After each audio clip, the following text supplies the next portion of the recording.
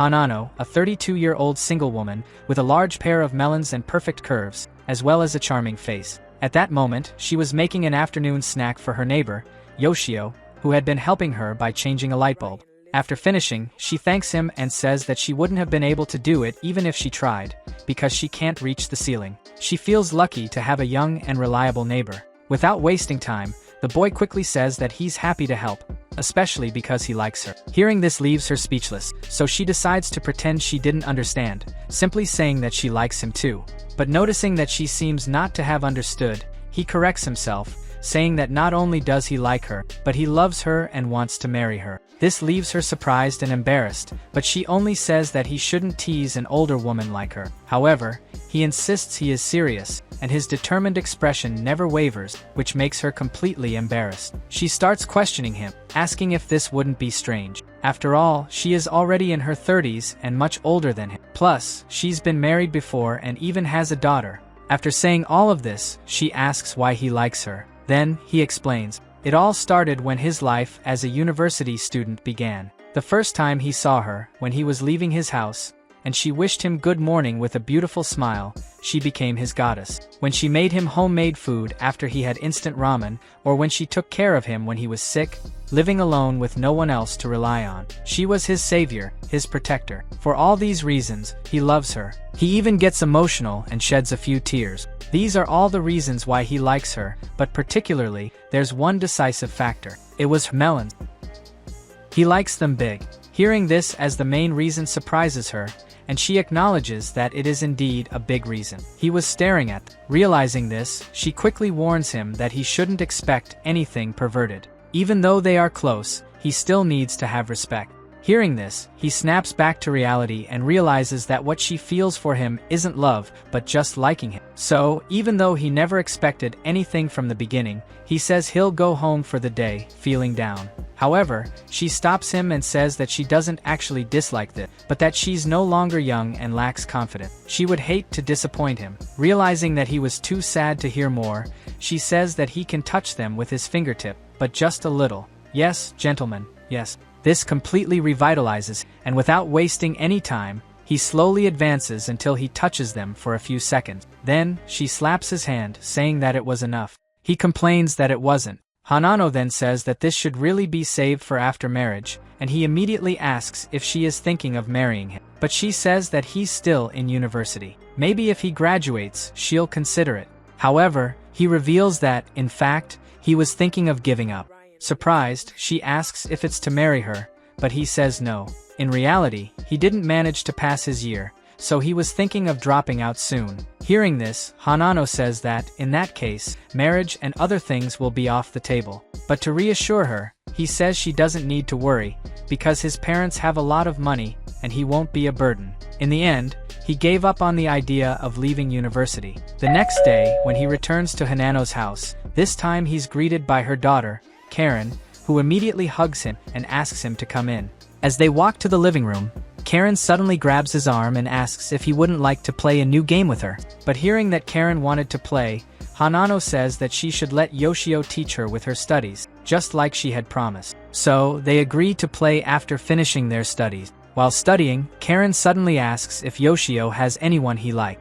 Hanano, who was bringing tea, freezes, embarrassed. Then, Yoshio says that yes, he has someone who lights up his heart. Curious, Karen asks what she's like, whether she's from the university. However, Yoshio makes it clear that he's alone at university, and that the person he likes is actually his mother.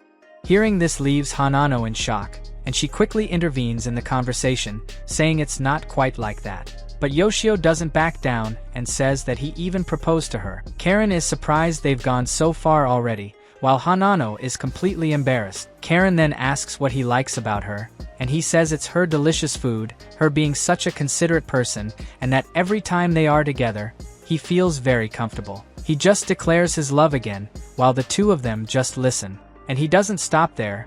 He also says that she is a mature woman, but when she laughs, she becomes a girl again, and that's adorable. This is the part that really makes his heart race. While Karen eagerly listens for more, Hanano doesn't even know how to react anymore because of how embarrassed she is. And of course, he couldn't fail to mention the decisive factor, which were her big melons. With his eyes shining, Karen then asks if her mother plans to marry Yoshio. Trying to avoid a direct answer, Hanano asks if it wouldn't be complicated for Karen to suddenly have a new father, to which Karen replies that yes, it would be. So Hanano holds on to that and says that this is not just her problem when it comes to marriage, so she can't answer that so easily. But then Karen asks, what if she says she's okay with it? Caught off guard, Hanano is left speechless. Getting up from the table, Yoshio goes to Karen and tells her he loves her. He has confidence that he could love both of them equally. Karen then asks her mother if it's not too early for him to say that, while Hanano remains silent. And then, after Yoshio calls her name, seeking an answer, Hanano starts thinking for a few minutes. After a while, she's still completely confused, but she decides to respond that it's impossible for now. This devastates Yoshio, and Karen says that Yoshio doesn't seem reliable enough to be a dad, and Yoshio starts sinking into the ground. But then Karen says he should cheer up, because her mother said for now, which means he could still have a chance in the future. However, this doesn't cheer him up, and he says that he simply isn't worthy of Hanano. Trying to find a way to cheer him up, she remembers that he liked her mother and asks if he wouldn't cheer up if she lets him touch her. This surprises both Yoshio and Hanano, and he then remembers that she had called him to play that game before. Suddenly, he cheers up again, but Hanano quickly asks them to stop right there. Yoshio asks her not to interfere, and she tells him not to get too excited and starts scolding them both. Yoshio then says that he was just trying to heal his broken heart. Looking at him crying, Hanano says that she didn't completely reject him and still thinks he's a good boy. When Karen grows up, he can talk to her about it, but he didn't quite understand what she meant. When he heard that he should finish university first, he immediately remembered he doesn't want to go and refuses. Back to square one. The next day, Hanano was focused on work while Yoshio and Karen played video games in the living room. Yoshio confesses to her every day, and although she is happy about his feelings, it's quite embarrassing. Another thing that makes her even more self-conscious is her secret. She actually works as an adult manga artist. She finds this job embarrassing but tries not to think about it too much, as she does it to raise her daughter and should be proud. However, if her secret were revealed, she couldn't imagine how mortified she would be. Putting her thoughts aside, Hanano gets back to work, fully focused, because she needs to finish this manuscript by the end of the day. Time passes, and hours later, she finally finishes. Waking up after some time, she is startled to realize she had fallen asleep without noticing. Suddenly, Yoshio is by her side, holding her manuscript. Seeing this, she immediately panicked. She asks if he looked at it without permission, and his comments make it clear he mentions he didn't know she drew this kind of thing. A story about a university student and his single mother neighbor. However, Hanano doesn't remember drawing this. Doesn't listen and says she can now relieve herself in real life too, not just in manga. Just then, she wakes up in a panic, extremely embarrassed, realizing it was all a dream. Checking the time, she remembers she already sent the manuscript, was so tired that she fell asleep, and now needs to make dinner for Karen. Suddenly, Yoshio shows up and says he bought sushi for her and some snacks for Karen, who's in the bath. Not only that, but he also bought her some medicine for her stiff shoulders. She thanks him, and he comments that being a manga artist must be tough. Hanano is completely shocked and asks what he just said. Yoshio then realizes he said something he shouldn't have. Hanano demands to know who told him, and he reveals that Karen mentioned it, saying something like, "Mom draws Ecchi manga." This leaves Hanano in tears, overwhelmed with embarrassment. Yoshio grabs her arm, asking her to calm down. This moment reminds her of the dream, but to her surprise, or dismay, he comforts her, saying she shouldn't be ashamed of her work because she's doing it honestly to raise Karen. Touched and embarrassed, Hanano suddenly feels dizzy from standing up too quickly and unintentionally leans on Yoshio. At that moment, Karen comes out of the bath, unaware Yoshio is still there. She casually asks if he's sleeping over to play games with her, prompting Hanano to scold her about dressing properly first. As expected, Karen's towel falls off, and Yoshio sees everything. Hanano panics, lamenting that she can't think about becoming a wife when her daughter is so careless. She pushes Karen back into her room. Yoshio, who had been silent, calls out to Hanano and says that while he's serious about his feelings and wanting to marry her, he now feels responsible for Karen too since he saw everything. Thus, he declares he has to take responsibility for both Hanano and Karen, resetting his progress back to square one for yet another day. On another day, Hanano was serving lunch, which Yoshio ate regularly at her house, followed by compliments about how delicious her cooking was. Sitting at the table, Yoshio mentions that he'd like to eat every meal every day there and live together. To make it clear, he adds that this was a marriage proposal, catching Hanano off guard. Yoshio notes that he already eats there almost every day and asks if it would be a stretch to say they're already a couple.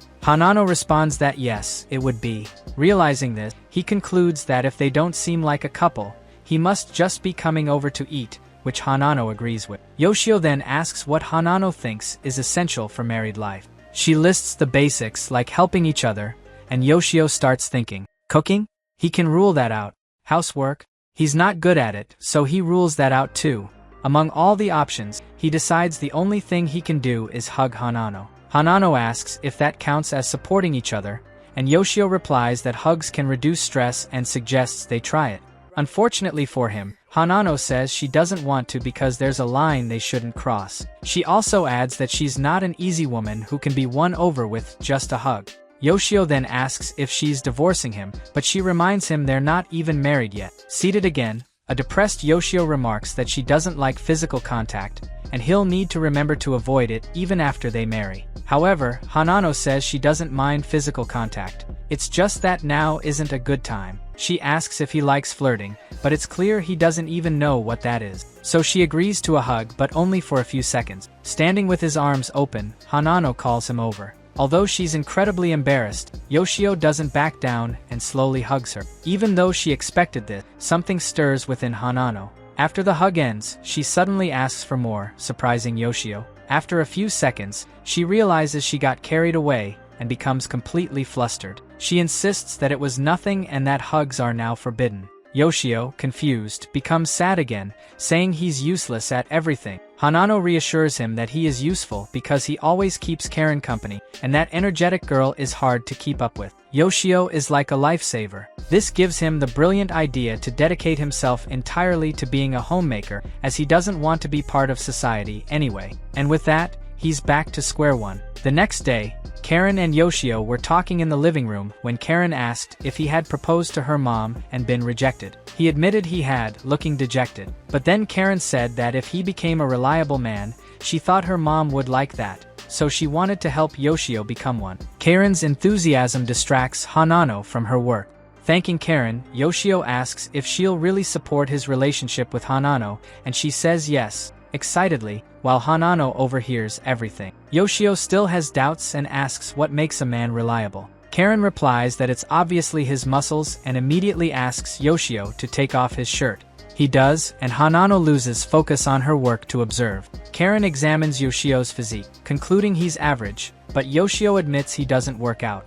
Seeking her mom's opinion, Karen asks if she prefers muscular men. Hanano replies that she finds something irresistible about a man's muscles. Hearing this, Karen declares that Yoshio should train more. Interrupting, he says strength training is about pushing your body to the limit, not just physical strength but mental fortitude too. Proudly, he adds that he has no courage for that and absolutely cannot do it. Karen, after listening in silence, tells him not to say that so confidently. Putting his shirt back on, Yoshio asks if there's something easier he could do, but that was already the easiest. The guy wants to win over a mommy without making any sacrifices. Still excited, Karen suggests that he should try a princess carry. Hanano didn't understand at first, but Karen quickly explains. She says that a man should be able to lift a girl easily. Hearing all this, Yoshio can't help but comment that her thoughts are quite masculine. But Karen continues and asks if he's ever seen how they do it at weddings, insisting he'd love it. Imagining the scene, Hanano can't help but find it delightful. As a first attempt, Karen volunteers for him to try it with her. When he does, he manages to hold her up for a few seconds, which impresses her, but then leaves him completely exhausted. Next, she brings her mom over and says it's her turn now. Hanano tries to escape, saying she's busy with work, but it's clear she secretly wants to participate, so she agrees. Excited, Yoshio says to leave it to him. After positioning himself and attempting to lift her, he suddenly realizes Hanano is too heavy for him. Feeling defeated, he apologizes, admitting he can't lift her, which completely shatters her fantasies, leaving both mother and daughter shocked. Embarrassed, Hanano apologizes for being so heavy. Seizing the opportunity, Karen sees a chance to motivate Yoshio, telling him this is the perfect moment to prove himself as a dependable man. Trying to cheer Hanano up, he explains that it must be because of her mangaka work. Using her brain so much makes her crave sweets and leaves no time for exercise. Or maybe it's because of her melons being too heavy, but if that's the case, he considers her weight a good thing. Completely flustered and embarrassed, Hanano feels even more discouraged than before. Poor woman stopped her work only to be humiliated. Sensing it was a terrible idea, Karen stops him from speaking further. Now, she asks if he at least intends to train his body to be able to carry her mom. Accepting what he needs to do, Yoshio declares he'll prove his love for Hanano. He'll show her his undying devotion. After 1-2 push-ups, he can't even get up anymore. Lying on the floor, Yoshio admits he did his best but could only manage 2 and is sure he'll be sore tomorrow. Only then does Karen realize she can't turn Yoshio into a man her mother could rely on, leaving them back at square one once again. Days later, as night falls, Karen asks Yoshio if he'll be staying over, but Hanano quickly interjects with a firm no, catching both of them off guard. Karen protests, saying her mom never lets her stay up late and has never allowed Yoshio to sleep over before. Hanano explains that there are limits and, besides, Yoshio is a man, so it would be a bit inappropriate. However, Karen doesn't understand that last part, and Hanano merely states that it's inappropriate because it is. She also adds that she knows Karen just wants to stay up late playing games, which would be bad for her health. Karen, unconvinced, throws a tantrum, insisting she wants to play longer with Yoshio. Hearing all this, Yoshio says it's fine because he has the time anyway, but Hanano just tells him to stay quiet. Still upset, Karen says it wouldn't be a problem if her mom would just marry Yoshio already and presses her about why she won't accept his proposal, cornering Hanano. Enjoying the situation, Yoshio says he'd be fine with it, but Hanano tells him to stay out of it. When Karen asks her directly, Hanano replies that marriage isn't something you can decide so easily, and no means no. This only irritates Karen further, and as a final move, she jumps into Yoshio's arms and declares that if her mom doesn't want him, then she'll take him for herself. In shock, Hanano doesn't even know how to react, but Karen continues, saying that when she turns 16, or 18, she'll marry Yoshio so he can stay over without any issues. It's worth noting that in Japan, the age of consent for marriage is indeed 16 for women and 18 for men, but parental consent is still required for minors. Yoshio hears this and starts imagining Karen as his bride and Hanano as his mother-in-law. Somehow, this excites him, and he buys into Karen's idea, agreeing to the simple yet immoral way of staying over. However, at her limit, Hanano asks what on earth they're talking about. Only then does Yoshio realize the gravity of the situation and proposes a more realistic compromise. He says he'll stay only until 10, no, 9, and then head home. He asks Karen if that's okay, and with no other choice, she agrees. With that settled, Hanano allows him to stay until 9 sharp. This puts cheerful smiles on Karen and Yoshio's faces, while Hanano merely asks them to keep the noise down as she goes to work. After playing for some time, before it even reaches 9, Karen is already falling asleep. Yoshio carries her over to Hanano, who isn't surprised, and takes her to her room. Karen tries negotiating for 20 more minutes, but she's already half asleep. Before drifting off completely, she asks her mom to play with them next time. Hanano agrees, and with that, Karen finally falls asleep as her mother watches over her. Back in the living room, Hanano thanks Yoshio for keeping Karen company, but he says there's no need, as he had fun too. Smiling, Hanano mentions that being able to play games like that and have fun like a child makes her a bit envious. Yoshio misunderstands and reassures her she doesn't need to be jealous because he loves them both, Karen and Hanano, equally. Then, speaking seriously, he says that if they were to get married, he could always spend time like that with Karen.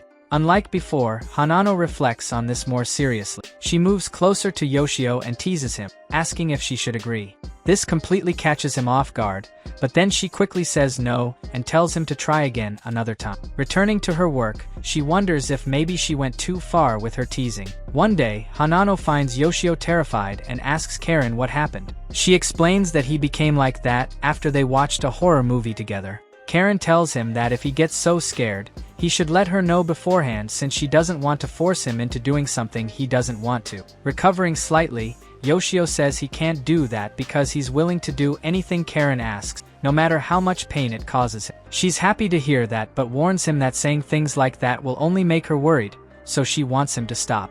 Yoshio notices it's getting late and decides to head home, and they both wish him a good night. Alone with her mom, Karen expresses concern, which Hanano doesn't understand. Karen explains that Yoshio lives alone, and she would feel bad if he got too scared to fall asleep. Hanano, now also concerned, says he's a boy and will be fine. Teasing her, Karen asks if Hanano wants to sleep over at Yoshio's place, but Hanano just tells her to stop and go take a bath. The next day, Yoshio shows up at their house with huge dark circles under his eyes. Hanano asks if he couldn't sleep the previous night, and he admits that's the case. Exhausted, he asks if he can rest there, and she agrees. Watching him, Hanano realizes he ended up like this because he was keeping Karen company, which makes her feel guilty. She remembers how Karen used to get scared too, though not by ghosts or anything like that. Karen was afraid of thunderstorms. What would calm little Karen back then was sitting on her mother's lap and burying her face into her chest, using them as a protective barrier. Hanano quickly snaps back to reality, discarding the idea of doing the same with Yoshio. Instead, she thinks of another way. Slowly approaching him, she gently takes his head and lets him rest on her lap, telling him that everything will be fine. Looking up, Yoshio sees this beautiful view and is left speechless. He realizes a dream he never knew he had.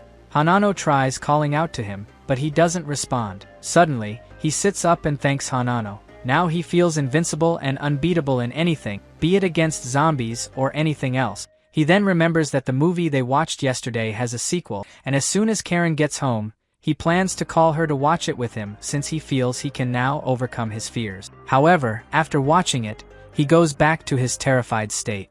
The other day, Yoshio went to Karen's room, and I just wonder how Hanano allowed it. But anyway, he asked if she was aware that he would become her father when he married Hanano.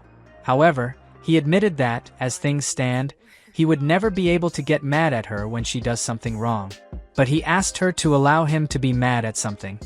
Hearing this, Karen simply said that he should think more about himself rather than his relationship with her. Such excitement left Yoshio speechless, and he asked if she didn't trust her family, to which she replied that he didn't inspire any confidence at all. He felt down, but Karen told him that even if he was useless, she wouldn't hate him. However, she then said that he didn't give off the vibe of a father, but she wasn't sure about it since she had never met her real father. He had left even before she was born. Then, she quickly returned to the previous topic, saying that Yoshio was more like an older brother, or maybe a boyfriend. However, she immediately dismissed that option, saying she didn't feel anything for him. Instead, he was more like a convenient male friend, or perhaps just a perverted useless guy. Yoshio was in shock hearing this, but in the end, Karen said that, for now, he would just be her convenient friend. Then, she mentioned that she didn't understand why her mother turned so red sometimes, so she asked Yoshio to propose to her, just like he did with her mother. He didn't quite understand, but she said she was just curious to know the feeling. Yoshio decided to play along, held her hand, and then said he loved her and wanted to marry her. In a second, Karen blushed and tried to run away but ended up tripping over something, and Yoshio attempted to stop her from falling. At least, that seemed to be the idea, as both ended up in a rather questionable position. They then got up, and Karen realized she still felt strange. The author is definitely cooking something, gentlemen. Night came, and Yoshio had dinner at Hanano's house, not missing the opportunity to praise her cooking, saying she had definitely made it with lots of love, which left Hanano flustered. However, Karen, still thinking about what had happened in the room, wondered why she felt that way.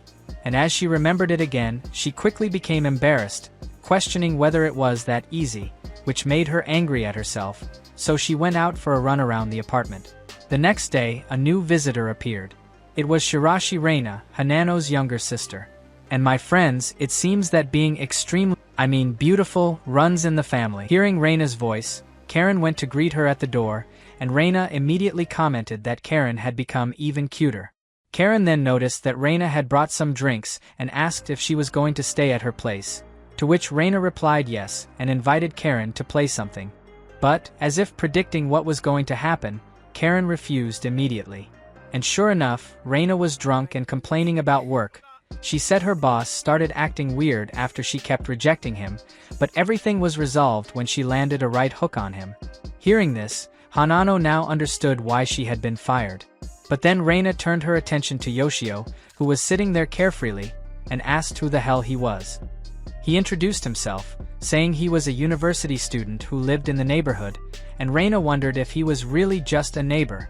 But not long after, she forgot about it. Reina wasn't very good at thinking things through. She then asked what he thought about having to work at a place he didn't like, but quickly corrected herself, saying he probably didn't know what that was like since he was a university student. However, Yoshio said that he actually understood her, that hatred towards work, and the fear of the relationships that come from it, which surprised her.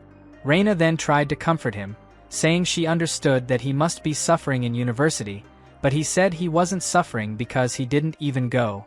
Concerned, she asked if it was because of part-time jobs, but Yoshio surprised her again, saying he had never worked part-time and always relied on his parents' money. I wonder where he gets so much determination to say these things. Reina then started feeling down and said that if she had talent like Hanano, she could get more fun jobs. But Hanano told her it wasn't about talent, it was about learning a profession because she needed to and working hard for it. Hearing this, Reina said that's why Hanano was good at making manga, but that she herself couldn't do anything despite trying her best. And noticing that Reina was entering the melancholic phase of drinking, Hanano told her not to do that in front of Yoshio. However, Yoshio said he understood and mentioned that he had two older brothers who were great at everything they did, and he felt like he would never surpass them. Reina then got excited again and said that, as two useless humans, they needed to get along. And then she started staring at Yoshio, saying that he was actually kind of attractive, and asked if he wanted to go out with her. Hanano was shocked to hear that, and since Yoshio didn't answer immediately, Reina asked if she wasn't good enough.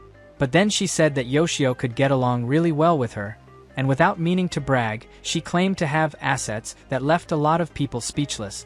Yeah, I can see that perfectly. And just like that, she hit Yoshio's weak spot without even realizing it, and he admitted it was a tempting offer. However, Hanano, who had been listening to everything, said that this couldn't happen, which startled both of them and even surprised herself for acting that way. Yoshio then apologized and said that, even though he was happy about it, he had already decided to marry Hanano. Reina was shocked, while Hanano was still flustered, and that's when Reina realized that, in the end, he wasn't just a neighbor, and she got emotional for nothing. However, Reina wasn't happy with her older sister's decision, but Hanano told her that it was her choice to make. She then told Yoshio that if he really loved her sister, he should have refused her offer. But Yoshio simply said that Reina was a charming woman, but that he also couldn't resist Hanano's natural charms. And so she told him to organize his thoughts better and start over. Waking up with a hangover the next day, Reina regretted overdoing it the night before. She then looked for Karen, but Hanano said she had gone to school and asked if Reina was hungry since she was making curry.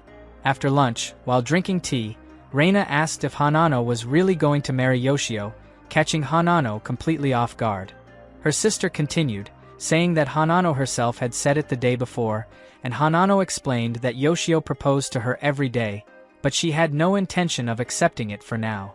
Reina paid attention to the for now and asked if Hanano liked Yoshio then. Hanano tried to complain that her sister was being too direct, but Reina simply said it was because she cared. Hanano then answered her question, saying she didn't hate him. He was a good person. But hearing that just made Reina think that now Hanano was being cute, trying to justify herself like a high school girl. But then Reina became serious and said Hanano should end her relationship with Yoshio. She explained that he was like her and that Hanano needed to make things concrete and direct, or he wouldn't do anything. She said that if they were just dating, that was fine, but if they were getting married... Reina said she just didn't want to make Karen cry. Hanano, who had been listening in silence until then, stood up from her chair and told Reina not to degrade her like that. She explained that she built a stable life with what she had, always trusting in herself. Getting angry, she said that Karen was the most important thing in her life and Yoshio could never be above her. With Reina already on the floor, shocked by her anger, Hanano said that Yoshio wasn't trying to rush things and that she felt at peace with him around. So, she would continue to wait patiently. Reina said that was fine if it's what Hanano wanted, but warned her to be careful not to do anything wrong in front of Karen. Additionally, Reina said that she thought her sister was quite easy and didn't doubt that Hanano would let Yoshio do whatever he wanted if he asked nicely.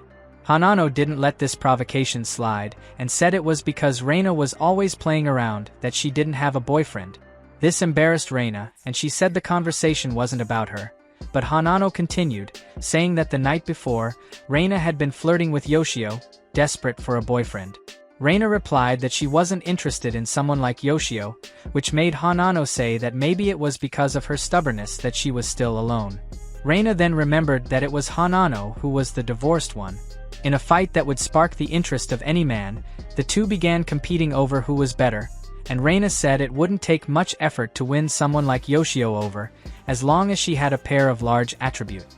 Yoshio then arrived at Hanano's house with medicine for Reina, and the two quickly ran to him.